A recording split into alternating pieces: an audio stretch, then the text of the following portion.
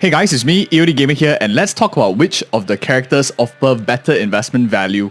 Is it Jiaoqiu, the new Fire Nihility character? Or is it Sparkle, a Quantum Harmony character? Both of them 5 stars, both of them limited. Sparkle, of course, not new anymore. She's coming back for her first rerun. Let's talk about them. Now, in this kind of videos, I always like to go through the categories with unbiased opinions, so I will not share with you any of my own personal bias, which one I like more and blah blah blah. If you care about my thoughts, I'll leave it towards the end of the video, as with all of these better investment videos that I do, so that's my promise to you. Now, I always like to start things first off with current value because we always want to know if we are spending this amount of premium resource, we want to know exactly what we can get for our account right now. And first things first. So for those of you who have no idea like what Jiaoqiu does, I'll give you a very quick summary just to get us a little bit involved so that we understand like why we are saying certain things.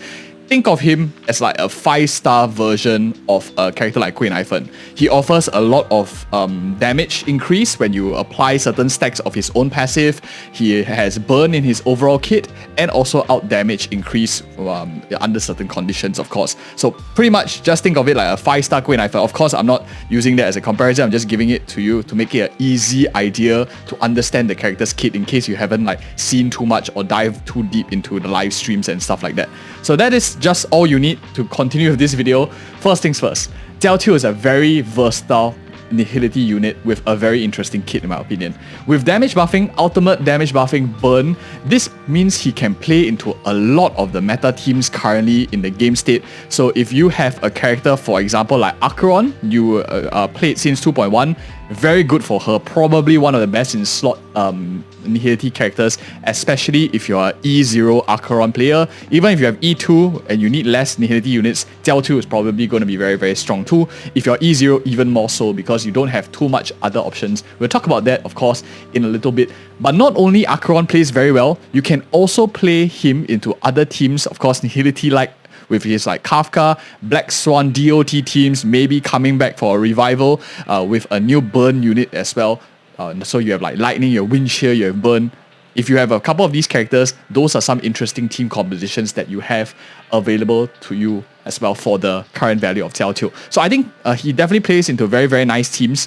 Jiaoqiu with currently quite meta and is quite decent. Sparkle, on the other hand, now moving from left all the way to right now, she is a mono quantum specialist. The only quantum harmony character that we have in the game so far, and probably one of the best SP positive buffers. There are other characters in the game, of course, that are positive skill points to buff your units, for example, like Imbibitor Lune, your Qingque, and to some extent like Firefly as well. These kind of units generally consume a lot more skill points, and she offers you exposure or improvement into those kind of playstyles in the game as well. She's great for characters that require SP basically, like Imbibitor Lune and stuff. And that is the current game state of both of them. So new players, experienced players, what do I think? New players currently will probably find a lot more value with a character like Sparkle. Why do I say so is in general, in the early game, you probably don't have too many limited characters, limited DPSs. You might have joined after Akirion, you might have joined after Black Swan and Kafka, reruns and stuff like that. In that case, a character like Jiaoqiu does require a little bit more things to get going. You can't buff no damage. You need to have at least some damage dealers in order to buff them up. And that is why I think that Sparkle offers you a lot more, because she works very well with a lot of like free to play options. When you are starting the game, for example, you can go with Xue Yi, you can go with Qingque and blah blah blah, which forms pretty good free to play options as well. So new players, I think Sparkle will be my recommendation. It's a little bit better in terms of current value for you. DOT, generally more expensive to build. You need more units. However, if you have been playing since 2.1, you have gotten maybe Black Swan, you have Akirion, either one of these characters, and maybe you have even Kafka sitting on the bench. Jiaoqiu, I think, is very strong. It's tremendously good, especially if you have an E0 Akirion. I think in that circumstance, I will put Jiaoqiu ahead in current value for your account. If you're a new player, Sparkle is likely going to come ahead, especially if you don't have like the other harmony units, which is the next thing I want to talk about, because that is a very important factor to consider also. Not only just currently what they do for your account, is what is your roster available and what are their alternatives. This is very important because if you already have one shoe, there's no point buying many other shoes. So because you only have like ultimately 2 feet, right? You want to make sure you use your money wisely. And this is not financial advice, not teaching you how to spend your money. It's just using it as a nice analogy. So the second part here, I want to talk about alternatives for these two teams in general. So competition, I would say the easier one to talk about is probably a character, and let's start off with like a lighter conversation, which is like Jiaoqiu. He competes two teams basically, Akirion teams and DOT teams. Let's talk about Akirion teams first. Who are the characters that you're likely going to play in an Akirion team? He doesn't compete with Akirion at all because Akirion is like more of a main DPS. He generally competes with characters like Quek for the slot with Akirion, for Pella in a slot with Akirion, and probably maybe some other people might be running a Weld or Silver Wolf. Those of you who have him, likely these are the main competition for E0 Akirion. You have pretty few options available, and he's likely going to be the best in slot for Akirion. AoE buffing, out damage buffing, damage increase, applies a lot of burn, so a lot of stacks for Akirion as well. He is the best in slot out of all of them for Akirion, given the amount of debuffs he puts out. Very, very strong out of all that. So tops off all your competition. Not only that, in Akirion teams is he like one of the best options available, since the others aren't exactly perfect either. In DOT teams, he probably mainly only competes with characters like Quek, and maybe to some extent Kafka if you are maybe running a Harmony unit. So I would say that you are either going to be replacing units like Quek or you are replacing units like Kafka, since Black Swan is like more of the main DPS. But some people might even run all three together. Like I might even run all three of them together, like Black Swan, Kafka, and Jiaoqiu if I'll have him. But he still works very well in a Nihility units, very, very strong. The main consideration most of the time, and of course you have the other like 4 stars like Sampo, Luca to some extent, but the main competition that he has, regardless of which, is probably going to be Quek. And I think that he definitely tops off a lot more compared to her, even though they have roughly like very, very similar kits in terms of their overall function. But the biggest downside of Quek is that she's a 4-star, and why that matters a lot, even more so for her in that situation, is because her HP stats, defense stats are much lower, making her a lot more squishier to run compared to a 5-star, which is generally chunkier, where she has much more stats.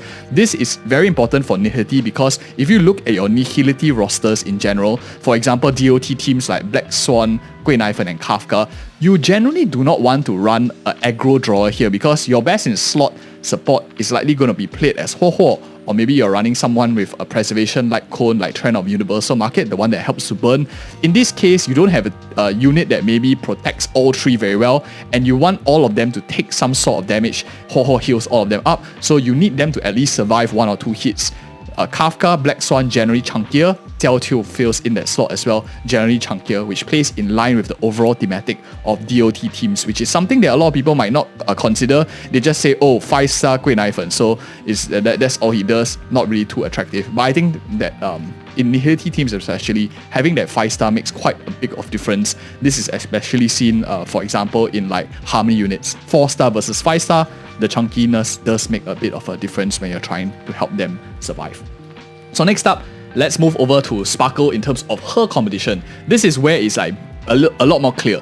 She competes with a lot of good characters in the game, and it's very crowded space already. You have characters, for example, the other limiteds like Ranmei and Robin. Ranmei is like number 1 currently. There's very little things that can topple the Queen of Harmony right now.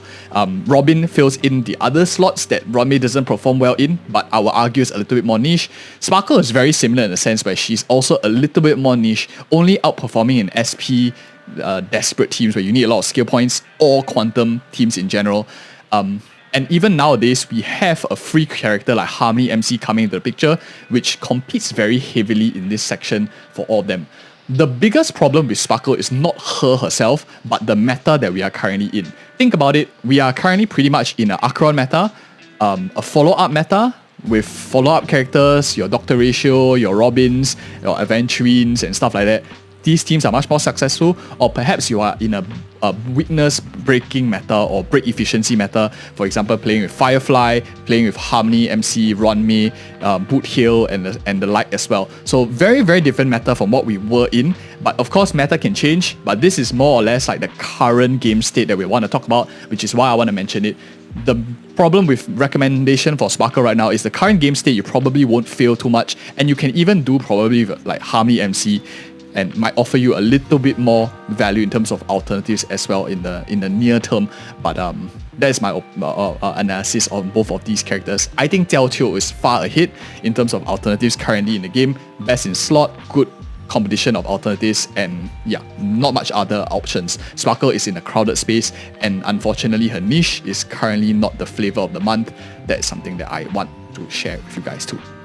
So moving aside from current value, thinking about the current game state, it's very important for us to consider future value also, because we want to know how well these characters age. We'll talk about power creep and stuff like that, but more important than that is if they are going to be better in future and now they are like kind of meh, won't it be better to like pick them up sometime in future instead of like spending all your resources now when maybe like a new character, Akirion has yet to have a rerun, so maybe you can just wait for a rerun. That's what this category is about, talking about how they scale into the future and my thoughts. Between the two of them, I think the easier one to talk about first is Sparkle. Again, if you guys love Sparkle, this is her first rerun, and we haven't had any news of a second rerun coming up. Zila is currently the longest character that has not appeared in the game for like more than 6 months already. No second reruns. First rerun here likely might be the last time you see her for a long time, unless of course they introduce a new game mode, but that's like hopium, right? Just clinching on their hope. So if you don't get her now and you really like her, I just want to put that out that you might not have another chance until a very long time. That's depending for you to make a decision. So that aside, in terms of future value, between the two of them, let's talk about Sparkle. The chances of her having much more competition is quite high. Because Harmony is a very easy category to sell. You create a very generalistic character that is good in a lot of team comp, plays into the flavor of a month, likely going to do quite well. She plays into quantum teams, SP hungry teams, and even though her current game states are not as hot as the other characters like Runmei, Robin, Harmony, MC even, till today she's the only character in the game that can buff your SP gauge bar beyond the limit of 5, which is still a unique point that no one else has. I think that's very special and worth mentioning of the two. If the meta shifts over to SP gauge, we're needing to consume like multiple ones, like maybe more Imbibitor Lunes coming up, I think that Sparkle's value is still very high. It's a unique thing of her that is still unrivaled. Outside of that, still remains niche, and more harmonies will be added. Competition likely will far much better, like Runmei, Robin, I feel that they will have a better longevity into the future compared to Sparkle, but this video is not about them. If you care about the relative harmonies, you can check out the relative comparison videos of like Sparkle versus the other harmonies. This video is specific on Harmony, which is, for example, like Sparkle herself, and that's my thoughts on Sparkle. So moving over to Jiaoqiu, how does he scale well into the future? How does he scale well with time? I think he plays into very good trends. Two trends generally is the success of Akirion and the success of DOT characters in general. I think that Akirion and Kafka both likely will perform very well. They are popular characters also, but more so than that, DOT is a classification that needs a lot of characters. The more characters that come into DOT, a supportive buffing unit like Jiaoqiu will benefit from these kind of trends. Akirion trends, the more nitty characters that come in, more nitty damaging units benefits her. For as long as Akirion remains relevant, I think Jiaoqiu will remain relevant in the future too. As well. Eventually, who knows, we might have a nihility healer coming into the game, so that will help him out a little bit, or maybe perhaps you have AoE bleed and other characters that can be played into the game. Being a damage buffer coupled with a burn and making him 5-star stats is actually quite versatile in the long run, which leads me to my recommendation of him being actually quite low chance of being power crap, especially since we already have like a Quek Knife and 4-star that has now becoming like quote-unquote upgraded to a 5-star. So I'll give this category a win to Jiaoqiu as well. I think he offers a little bit more future value just because of the trends he plays into are slightly more favoring him compared to Sparkle.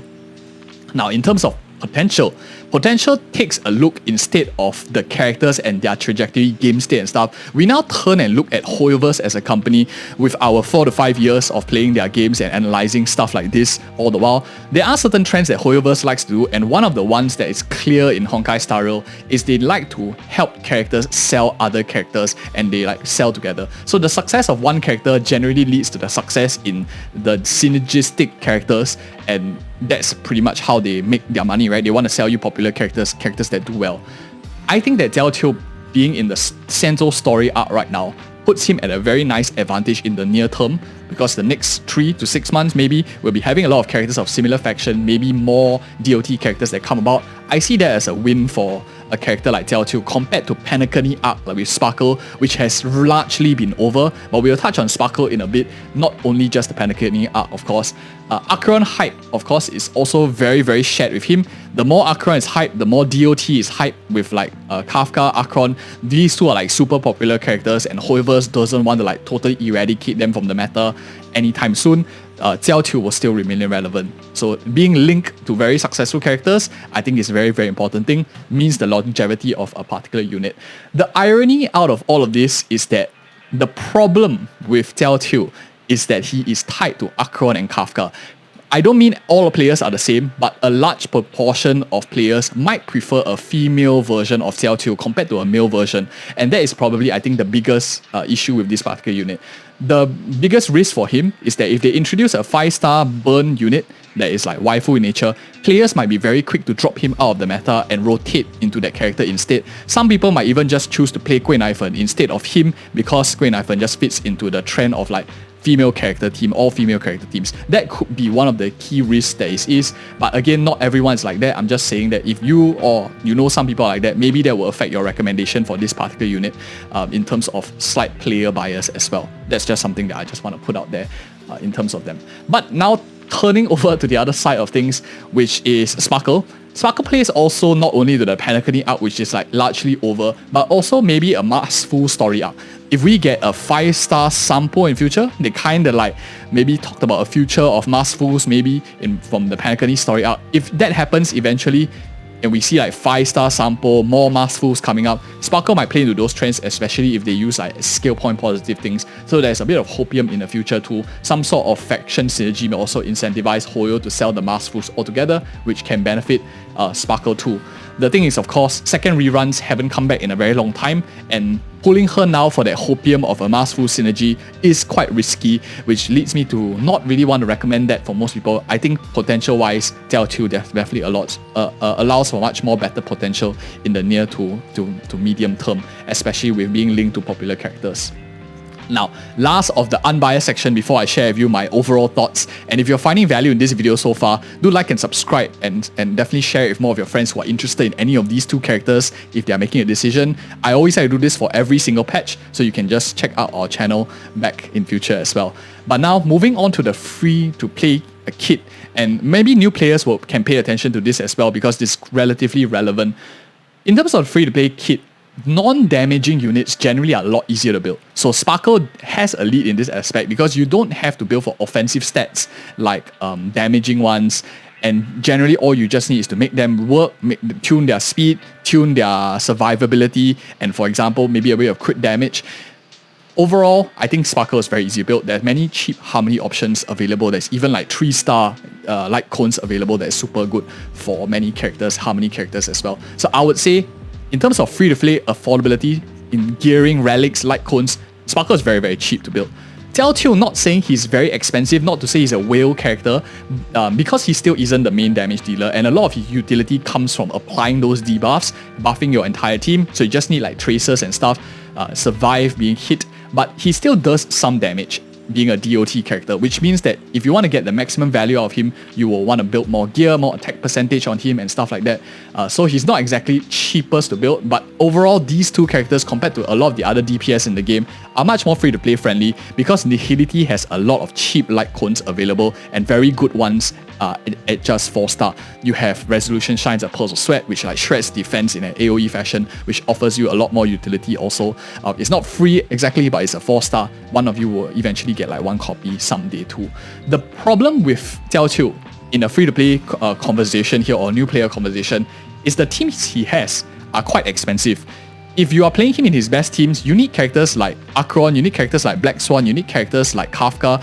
All these characters are 5-star limited characters. If you do not have them, you join after 2.1, or maybe you are a very, very new player, or you just simply didn't pull any of these characters, you don't like that kind of approach, maybe you're a husbando player. In that case, Sparkle is a lot cheaper to run. Why do I say that? She can pretty much run, if you are looking for like mono quantum teams with characters like Qingque. Where's my Qingque? Qingque here, you can run Xueyi, who are excellent units. I even have like a whole video talking about why Xueyi is like super underrated. And of course, you have free-to-play characters that are quantum like Lynx. You already have a very, very nice team composition ready at like all 4 stars free-to-play and viable in the current meta also. Sparkle is way cheaper to build compared to like an expensive character like Jiaoqiu, who does require you to have some RNG here with like Akirion. You have Black Swan, you have, for example, like Kafka. That's when he pops off, which is a lot more expensive. So in this category, I think I will leave the winner here to be a little bit more on Sparkle rather than Jiaoqiu in general. But last but not least here, I want to share with you my thoughts overall in terms of my own personal bias. If any of you care about this, my long story short is, I think between the both of them, and also biased because I have played the game since day one and even before that in the CBTs already, I think Jiaoqiu is more attractive. But let me explain. Broad game state-wise, if you zoom out and look at the big picture, the meta has shifted from last time requiring 2 harmony units, like 2 limited harmonies. They always say like have 2 limited harmonies and stuff like that is enough. Nowadays, you kind of just need 1. And between the 3 of them, a lot of people's preference right now are going for Runmei as the one harmony unit that they can buff almost any single team that they can think of. And even if you need a second harmony, most of the time people are running a second harmony like Harmony MC, which is very cheap. Even if you don't run Harmony MC, your other team might be a E0 Akirion team on the other half, which means that your reliance on harmony as a whole is very, very low. Which means Sparkle's value is actually much lower than it used to be when we didn't have too many other options, didn't have Akirion's requirements as well in the entire game state. So that alone makes me difficult to recommend a character like Sparkle, especially since she can't dethrone Runmei's generalistic utility across the board and current meta. You can probably do with like 1 limited harmony and 1 nihility or harmony MC in the other half, making a 5-star nihility unit very, very attractive, especially if you're a player who has an E0 Akirion. You are finding it very restrictive to build team compositions because you don't have many other nihility or too squishy, or maybe you want even some flexibility to play with a DOT team in future. I think he's a very nice bridge between both of them, and I really like it a lot, this bridge. Maybe some people wish he was female, but I think it's a very nice addition to Akirion, E0 Akirion teams, even E2, but more so for E0 because of the restrictions on the team compositions that you have. I'll go with Jiaoqiu, and that is my honest opinions. Let me know what you guys think. If you appreciate such content, these kind of videos, do like and subscribe for more of such future videos. I'll be definitely doing more videos on both of them shortly, so you can stay tuned to the channel. Otherwise, check out these 2 videos I think you might like and it's relevant to you as well, and see you in the next one.